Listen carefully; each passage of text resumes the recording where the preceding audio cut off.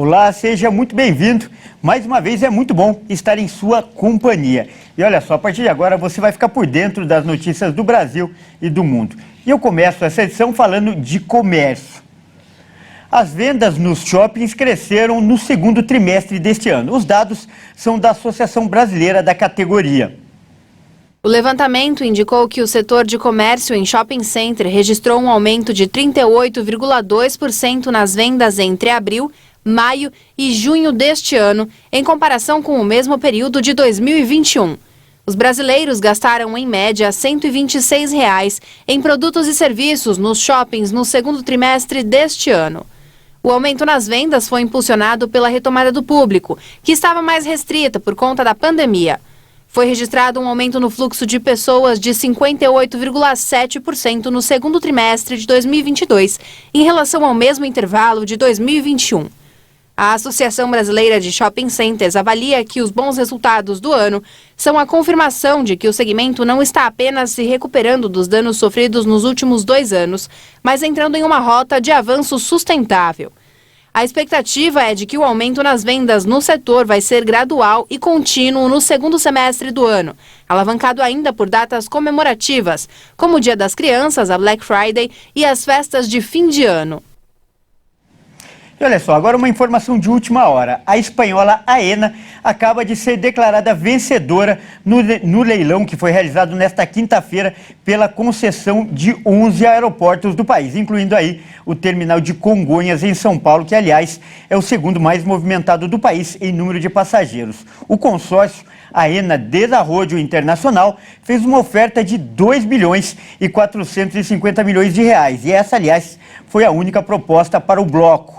O apoio, o ágio, melhor dizendo, foi de 231,02% em relação ao lance inicial mínimo, que era de 740 milhões de reais. E ainda falando de aviação, a Agência Nacional de Vigilância Sanitária aprovou o fim da obrigatoriedade das máscaras em aeroportos e também aviões. O equipamento de proteção contra a Covid agora passa a ser apenas recomendado nos voos dentro do Brasil. Depois de mais de 2 anos, as máscaras deixam de ser exigidas nos aviões e nos aeroportos. A Anvisa aprovou por unanimidade o fim da exigência do equipamento de proteção em voos no Brasil. Mas mesmo com a medida, as máscaras faciais e o distanciamento social vão continuar a ser recomendados para minimizar o risco de transmissão da Covid. E foi mantida uma série de protocolos em vigor desde o início da pandemia, como a limpeza e desinfecção contínuas, o uso do álcool em gel, entre outros.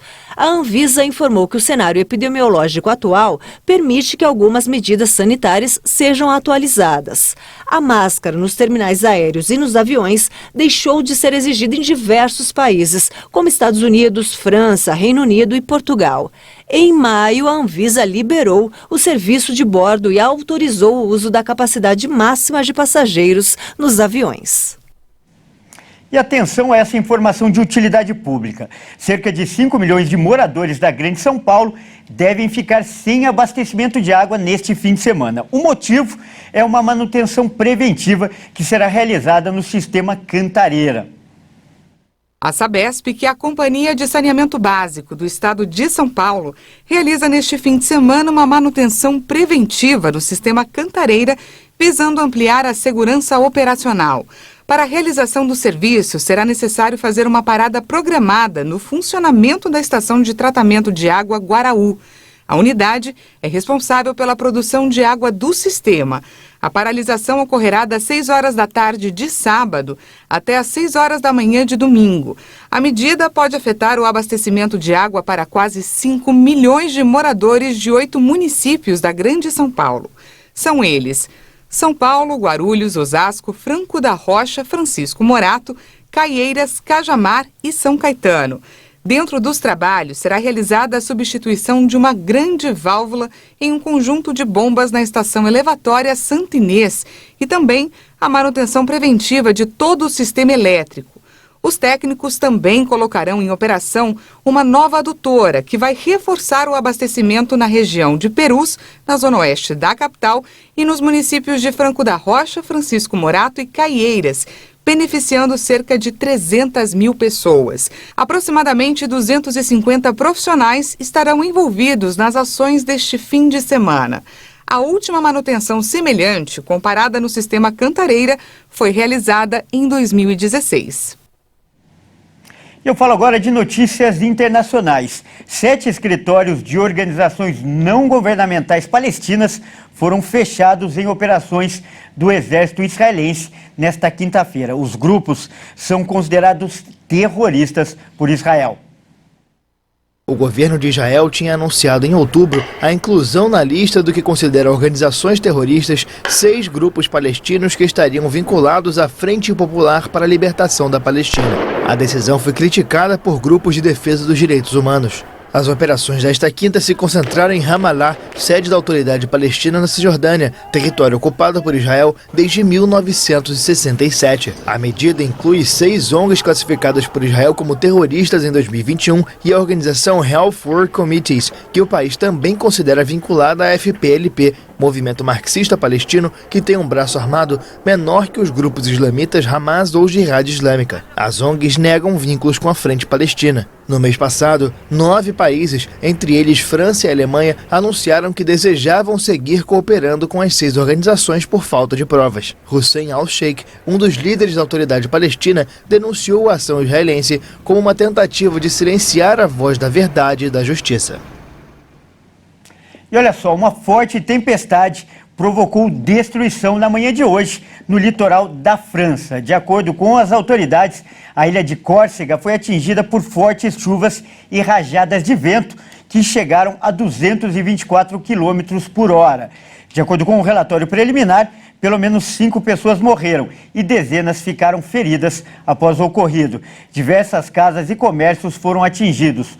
Ruas e avenidas ficaram fechadas após a queda de árvores e os serviços nos aeroportos foram suspensos. O Instituto de Meteorologia local emitiu alerta dizendo que existe a possibilidade de mais um temporal na região amanhã. E olha só, com um volume de chuva ainda maior. E olha só, agora falando sobre a China, pelo menos 16 pessoas morreram e dezenas estão desaparecidas após inundações na região noroeste da China, que provocaram deslizamentos de terra e a cheia de um rio. Inundações aconteceram em uma área montanhosa da província de Qinghai e afetaram mais de 6 mil moradores de 6 localidades. As enchentes ocorrem durante um verão de calor extremo na China, com recordes históricos de temperatura em várias cidades. As inundações foram provocadas por uma tempestade intensa e repentina na noite de quarta-feira. Cientistas afirmam que os fenômenos meteorológicos extremos se tornaram mais frequentes devido às mudanças climáticas e devem continuar a aumentar com o aquecimento global. Em junho, grandes inundações provocaram o deslocamento de quase 500 mil de pessoas no sul da China e causaram danos equivalentes a mais de R$1 bilhão. Olha, e agora chegou a hora de falarmos de Copa do Mundo. Hoje, pela contagem regressiva, faltam 94 dias para o evento.